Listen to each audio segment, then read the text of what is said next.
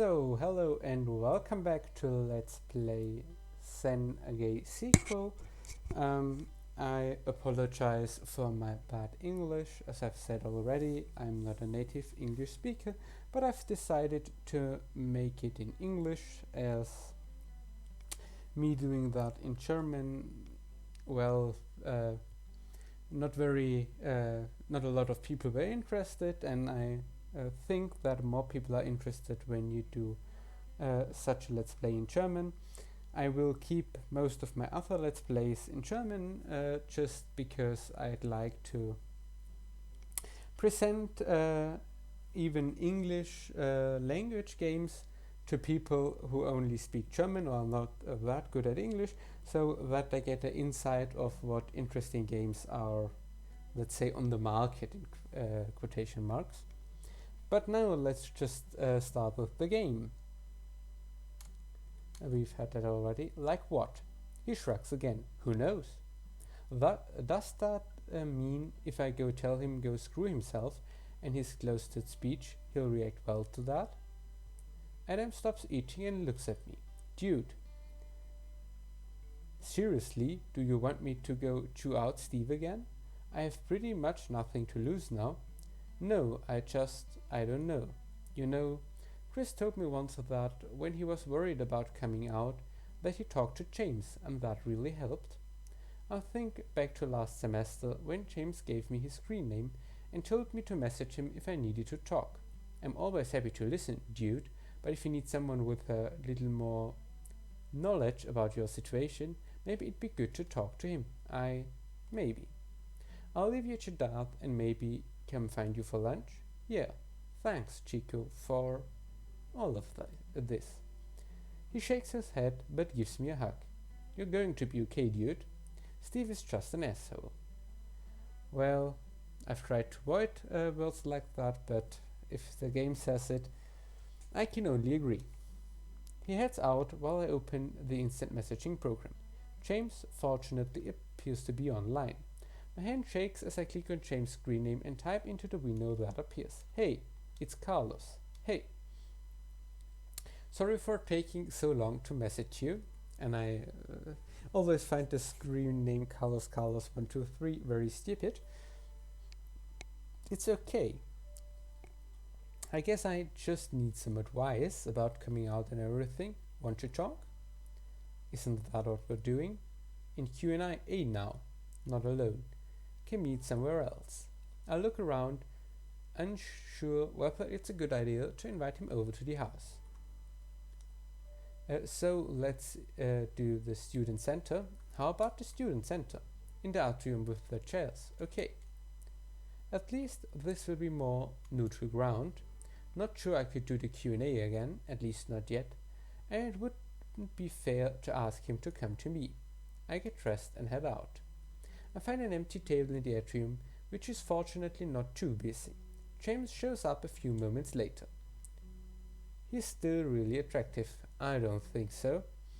I've never understood why he would be attractive, but, well, guess everyone has a different taste. He nods at me before taking a seat next to me. Hi. He nods, seemingly waiting for me to speak. This isn't much of a talk if I don't say anything, so I guess I recently came out, but it was only to my best friend Adam and Chris, and I guess Q&A people. One of my good friends last semester got beaten up by a homophobic asshole in my frat, Elliot. James' voice made me jump for some reason. Yeah, did you know him? Know of him. Heard from Chris. Oh, does that mean he's... James just shrugs. Ask him. Right, of course. But Chris and everything made me feel like I'm not doing enough. Like if Elliot and I had a chance or something. I feel like I've blown it by being in the closet. And Chris and you and my friend Malik, you're all so open. He stares at me for a bit, friendly, and nods again. You and Chris remind me of me, last year. You were scared too? Yes. That seems hard to believe now. He stares off into space. It took me a long time to accept myself. I could have passed as straight. After all, I do like women, but that somehow felt like I would be denying a part of myself that mattered. And I hope you don't hear the helicopter. That means to fly here around. I have no idea why. Of course, just when I'm recording. And it took me a long time to come to terms with that. He smiles at me and it feels reassuring somehow. There is no right way to come out. There's no right way to be gay. Some people are like Dan. They don't care what anyone else thinks. I guess to a certain extent you have to be that way sometimes, because the world isn't as accepting as it should be. But he lives his life that way and expects everyone else to do too. And that's the big problem with Dan. So come out in your own way, at your own pace. Don't let anyone dictate how or where or when you do it. That's up to you. And don't blame yourself for the past. Don't feel like you're letting people down by not being as out as you think you should be. If people have a problem with that, that's on them.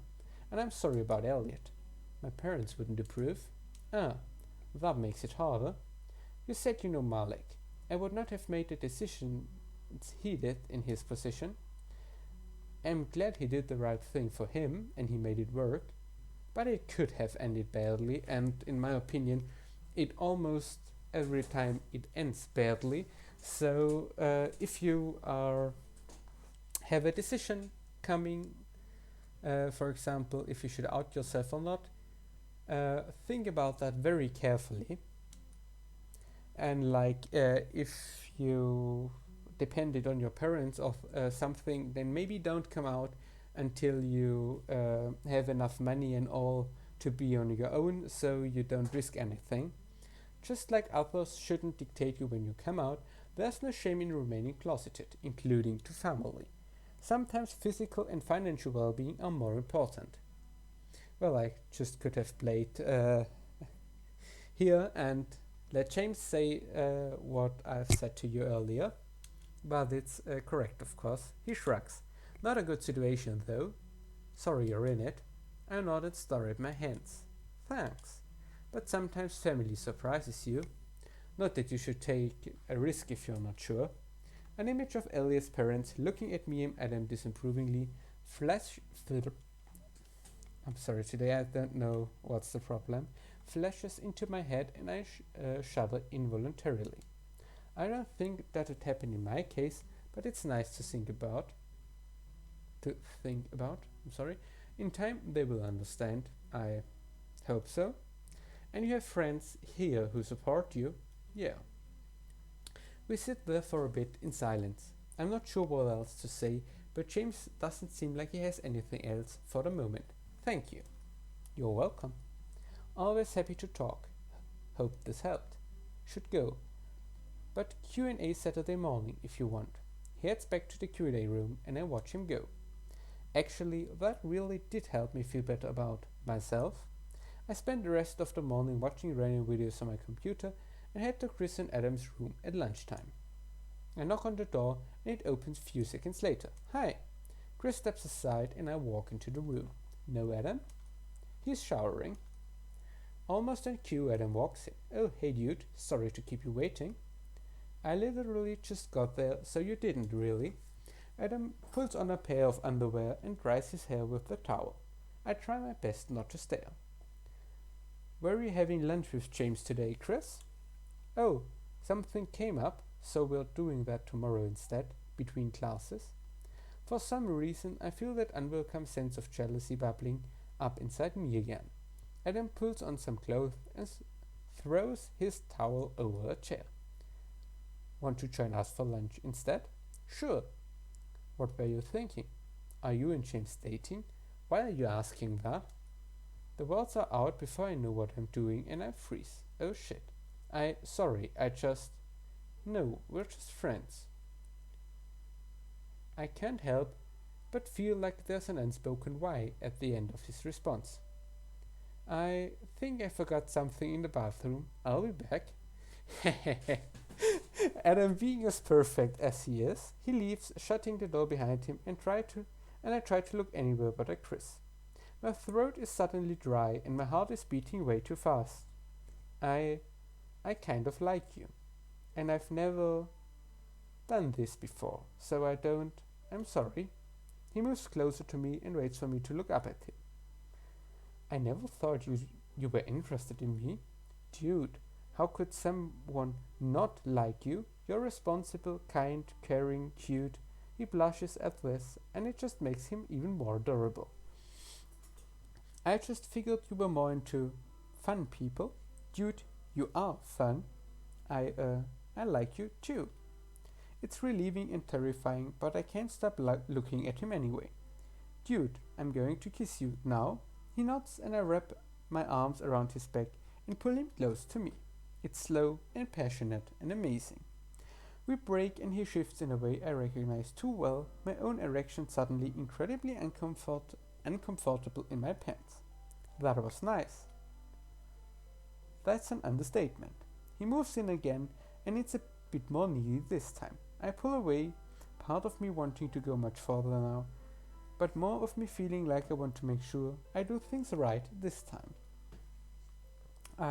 That's really nice, but he smiles at me, waiting for me to finish. I don't know. I can't stop staring at you right now. He takes my hand in his, even that slight touch going to my cock. Are we dating now? Yeah, if that's what you want. He nods and kisses me again quickly, and today it's quite a short episode because I need it to end here. Many thanks for joining me today. Have a wonderful day and stay healthy, of course. And until next time.